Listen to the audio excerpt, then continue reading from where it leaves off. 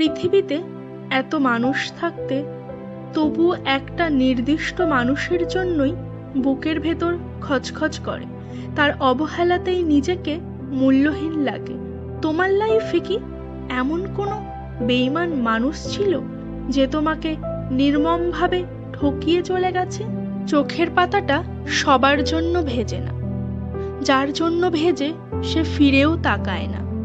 Charge ছাড়া যেমন mobile বন্ধ হয়, ঠিক তেমনি নামাজ ছাড়া জান্নাতের দরজা বন্ধ। কষ্ট সব সময় আপন মানুষেরাই দেয়, কারণ আমাদের দুর্বলতাগুলো তারাই জানে।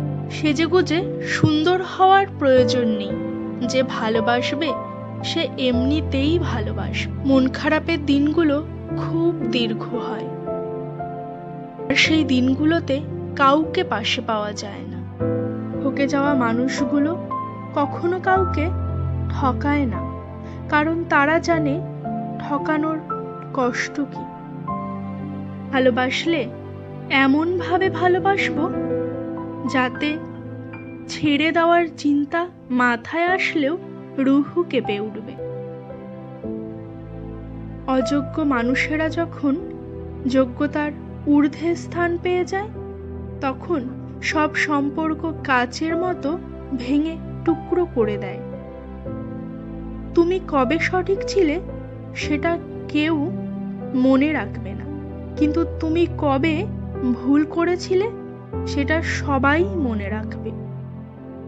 পেছনে বদনাম করে সামনে এসে আন্তরিকতা দেখানোর মানুষগুলোর থেকে দূরে থাকাই উত্তম। এটা প্রকাশ্য শত্রুর চেয়েও ভয়ঙ্কর।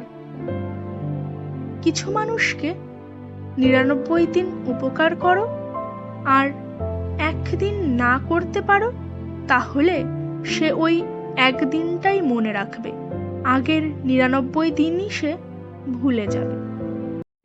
জীবনে কাউকে আঘাত করার আগে একটু ভেবে নেবে নিজে আঘাত পেলে কেমন লাগে। মনে রাখা উচিত, জীবনে কাউকে কাঁদিয়ে বেশি দিন ভালো থাকা যায় না। মেনে নিলে তুমি ভালো, না মানলে খারাপ। মুখ বুজে সহ্য করলে তুমি ভদ্র, মুখের ওপর জবাব দিলে তুমি অভদ্র।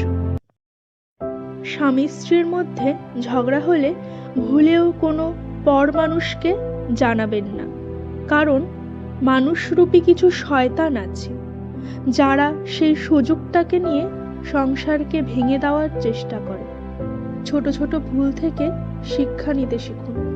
মনে রাখবেন, হোঁচট সবসময় ছোট পাথরের সাথে লাগে, পাহাড়ের সাথে নয়।